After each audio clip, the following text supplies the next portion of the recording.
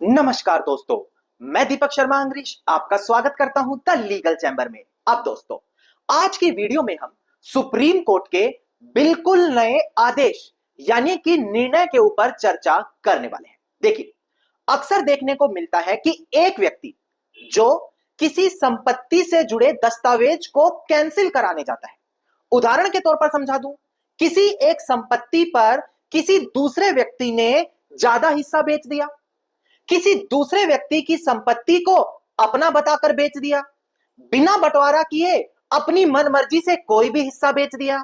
यहां पर क्या होता है, जिस व्यक्ति को नुकसान पहुंच रहा होता है वो कोर्ट में जाकर दरवाजा खटखटाता है और उसको यह नहीं पता होता कि यहां पर कौन सा कोर्ट केस करना सही रहेगा। वो जैसा वकील साहब उनको समझाते हैं उसी कोर्ट केस को फाइल कर देते हैं और बाद में जाकर पता लगता है कि हमने तो गलत केस कर दिया ना। ये चीज भी उनके सामने कभी साफ तरीके से आती ही नहीं है। झूठ बोलकर, बातें छिपाकर, किसी दूसरे की कमी निकालकर यह कहा जाता है कि आपके पक्ष में निर्णय नहीं आया।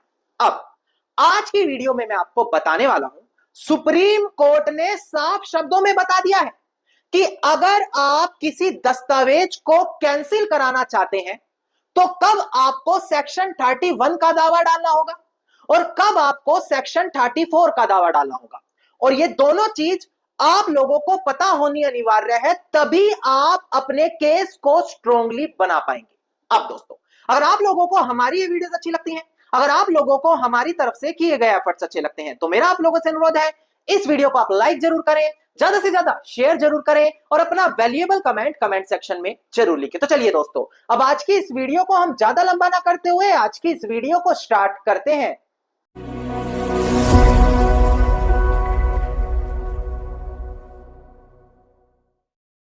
अब दोस्तों, सबसे पहले वीडियो की स्टार्टिंग में एक महत्वपूर्ण जानकारी आप लोगों के साथ शेयर कर ली जाए। देखिए, मैंने अपने सभी दर्शकों के लिए एक फ्री व्हाट्सएप चैनल बनाया है जहां पर आप लोगों को जो भी नई लीगल अपडेट्स आ रही हैं, जो भी नई जजमेंट्स आ रही हैं, उनसे जुड़ी हुई सभी जानकारी मिलने वाली है। अगर आप भी हमारी उस व्हाट्सएप फैमिली का हिस्सा बनना चाहते हैं तो इसी वीडियो के डिस्क्रिप्शन में आपको एक लिंक मिलेगा, मात्र उस लिंक पर क्लिक करना है और आप भी हमारी व्हाट्सएप फैमिली का हिस्सा बन जाएंगे। अब हम बढ़ते हैं अपनी आज की इस वीडियो की ओर। देखिए, सबसे पहले आपको जानना अनिवार्य है डिक्लेरेशन और कैंसलेशन सूट के बारे में। अगर आप स्पेसिफिक रिलीफ एक्ट 1963 देखते हैं तो वो बताता है कि कब आपको डिक्लेरेशन सूट डालना होगा और कब आपको कैंसलेशन सूट डालना होगा। अगर आप किसी दस्तावेज को कैंसिल करवाना चाहते हैं तो सेक्शन 31 स्पेसिफिक रिलीफ एक्ट के अंदर आपको कोर्ट में दावा डालना पड़ता है। कोर्ट से मांग करनी पड़ती है कि जो ये दस्तावेज एग्जीक्यूट हुआ है उसको मैं कैंसिल कराना चाहता हूं, उसके पीछे का कारण बताना पड़ता है, फिर कोर्ट उस दस्तावेज को कैंसिल करता है। और वहीं अगर बात करें दूसरी ओर, अगर आप अपना कोई टाइटल, राइट, स्टेटस डिक्लेयर कराना चाहते हैं तो वहां पर सेक्शन 34 का दावा डालना होता है। जैसे आप लोगों ने सुना होगा कि प्रॉपर्टी पर टाइटल सूट डाला हुआ है, वो यही सेक्शन 34 का दावा होता है।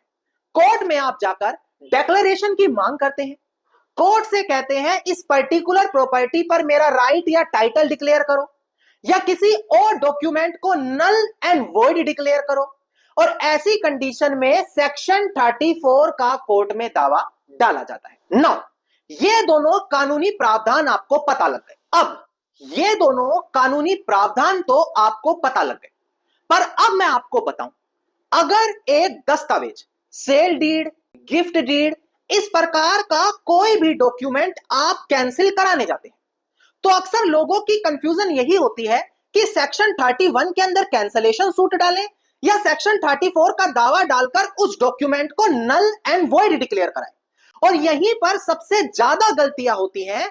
लोग सबसे बड़ी गलतियां करके गलत दावा कोर्ट में डालते हैं और कई साल निकल जाने के बाद जब समय और पैसा खराब हो जाता है तब पता लगता है कि हमने तो गलत दावा कोर्ट में डाल दिया। नाउ, सबसे पहले आपको मैं बताऊं, सेक्शन 34 का जो रिलीफ है, जो सूट है, जो दावा है, वो साफ शब्दों में कहता है कि अगर एक व्यक्ति सेक्शन 34 के अंदर डिक्लेरेशन सूट डाल रहा है तो जितना भी राइट, जितने भी अधिकार वो वहां पर पाने का हक रखता है, सभी के सभी रिलीफ उसको उसी केस के अंदर मांगने पड़ेंगे। अगर वो किसी एक भी रिलीफ को मांगने से भूल गया तो उसको डिक्लेरेशन का रिलीफ भी नहीं मिलेगा। उदाहरण के तौर पर मान लेते हैं मेरी प्रॉपर्टी पर किसी तीसरे इंसान ने कब्जा कर रखा है। अब मैं अगर वहां पर टाइटल सूट डालता हूं तो मुझे साथ में कब्जा वापस पाने का रिलीफ भी मांगना पड़ेगा। सिर्फ टाइटल सूट डालकर मैं अपने फेवर में डिक्लेरेशन नहीं करा पाऊंगा। क्यों? क्योंकि कब्जा भी मैं वहां पर पाने का हकदार था और मैंने उस रिलीफ को नहीं मांगा। तो कोर्ट कहेगा आप दूसरा रिलीफ मांगना भूल गए तो हम आपको डिक्लेरेशन का रिलीफ भी नहीं देंगे। इसीलिए सेक्शन 34 का जो दावा तैयार किया जाता है बड़ी समझदारी के साथ तैयार किया जाता है। नाउ अब हम बात कर रहे थे दस्तावेज को कैंसिल कराने की। ध्यान दें, अगर कोई ऐसा दस्तावेज आप कैंसिल कराना चाहते हैं जिसके अंदर आपका अधिकार है पर आपके कोई भी साइन नहीं हुए, आपकी कहीं भी चर्चा नहीं की, आपको पार्टी नहीं बनाया गया, तो वहां पर आपको सिर्फ डिक्लेरेशन सेक्शन 34 का सूट डालना है और उस डॉक्यूमेंट को नल एंड वॉइड डिक्लेयर कराना है। उदाहरण के तौर पर मेरी प्रॉपर्टी किसी तीसरे इंसान ने अपनी बताकर बेच दी। अब उसमें ना मेरा कहीं जिक्र किया गया, ना मेरे साइन हुए, ना मुझे पार्टी बनाया गया, तो मुझे उस दस्तावेज को अलग से कैंसिल करवाने की जरूरत नहीं है। मैं सिर्फ सेक्शन 34 का दावा डालूंगा और उस सेल डीड को नल एंड वॉइड ठहरा दूंगा।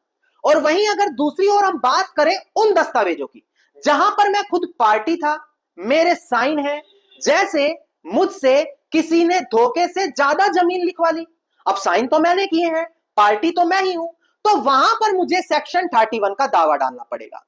समझ में ये चीज आई होगी आपको कि कब सेक्शन 31 लगाना है और कब सेक्शन 34 लगाना है। अब हम सुप्रीम कोर्ट की बिल्कुल लेटेस्ट जजमेंट के बारे में बात करते हैं। एक बार डिस्प्ले पर देखकर ध्यान दें, मैं केस टाइटल आपको क्लियर करूं। देखिएगा दोस्तों डिस्प्ले पर, केस टाइटल है हुसैन अहमद चौधरी एंड अदर जो अपीलियंट है versus Habibur Rahman through legal representative and other जो रिस्पोंडेंट है। सिविल अपील नंबर है 5470/2025 और 23 अप्रैल 2025 की ये सुप्रीम कोर्ट की जजमेंट है। यहां पर क्या हुआ, प्लेंटिफ कोर्ट में दावा डालता है, सेक्शन 34 में डिक्लेरेशन सूट डालता है और एक डॉक्यूमेंट को नल एंड वॉइड कंसीडर कराने की मांग करता है। वो डॉक्यूमेंट में प्लेंटिफ के ना साइन थे ना उसको पार्टी बनाया गया। यहां पर क्या किया गया, ट्रायल कोर्ट ने उस डॉक्यूमेंट को नल एंड वॉइड ठहरा दिया। बाद में मैटर अपील होकर हाई कोर्ट गया। हाई कोर्ट बोला कि सेक्शन 34 कहता है कि आप अगर किसी और रिलीफ के हकदार थे तो वो भी मांगना चाहिए था और यहां पर आपको सेक्शन 31 का कैंसलेशन की भी मांग करनी चाहिए थी और आपने वो करी ही नहीं। तो ऐसी कंडीशन में हम आपके फेवर में डिक्लेरेशन नहीं कर सकते ना। ये मैटर फिर सुप्रीम कोर्ट अपील होता है। सुप्रीम कोर्ट ने यहां पर क्या कहा, डिस्प्ले पर देखकर ध्यान दे। देखिएगा दोस्तों डिस्प्ले पर, यहां पर सुप्रीम कोर्ट ने ऑब्जर्व किया जो वादी है यानी कि प्लेंटिफ है वो प्रॉपर्टी पर डिक्लेरेशन ऑफ टाइटल की मांग कर रहा है, उसको अलग से उस सेल डीड को कैंसिल कराने की मांग करने की जरूरत ही नहीं है क्योंकि वो तो किसी तीसरी पार्टी ने उसकी प्रॉपर्टी पर सेल डीड करी है। जब उसने खुद वो करी ही नहीं है तो यहां पर उसको अलग से उसकी कैंसलेशन की मांग करने की जरूरत पड़ेगी ही नहीं। यह चीज सुप्रीम कोर्ट ने साफ शब्दों में यहां पर क्लियर करी और इस चीज को ज्यादा बेहतर समझाने के लिए एक रेलिवेंट केस लॉ का रेफरेंस दिया गया।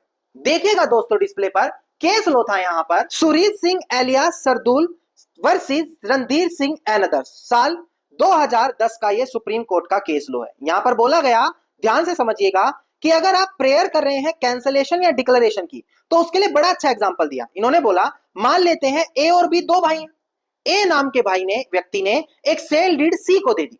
अब यहां पर अगर ए उसको कैंसिल कराना चाहता है तो उसको कैंसलेशन की मांग करनी पड़ेगी। क्यों? क्योंकि वो उस सेल डीड के अंदर पार्टी था। और वहीं अगर दूसरी ओर बी उसको कैंसिल कराना चाहता है जो उसके अंदर पार्टी नहीं था तो वो केवल डिक्लेरेशन का दावा डाल सकता है और उसी से नल एंड वॉइड ठहरा सकता है, अलग से कैंसलेशन का रिलीफ नहीं मांगना होगा। तो यह चीज आपको समझ में आ गई कि कब दस्तावेज को कैंसिल कराने के लिए कौन सा केस डालना अनिवार्य होता है। अब दोस्तों, अगर आप इस जजमेंट की कॉपी पाना चाहते हैं तो वीडियो के डिस्क्रिप्शन पे नंबर दिया है, नंबर पर कॉल करके आप हमसे जजमेंट की कॉपी ले सकते हैं। धन्यवाद। उम्मीद करता हूं वीडियो में मिली जानकारी आप लोगों के लिए बेहद ज्यादा लाभदायक साबित होगी। अगर वीडियो में मिली जानकारी आप लोगों को अच्छी लगी तो वीडियो को लाइक, शेयर और कमेंट जरूर कीजिएगा। वीडियो से जुड़ा अगर आपका कोई क्वेश्चन है मुझे कमेंट सेक्शन में लिख सकते हैं। इसके अलावा अगर आप इसी प्रकार की महत्वपूर्ण जानकारी रोजाना पाना चाहते हैं तो चैनल को तुरंत सब्सक्राइब करके नोटिफिकेशन बेल आइकन आप जरूर दबा दें।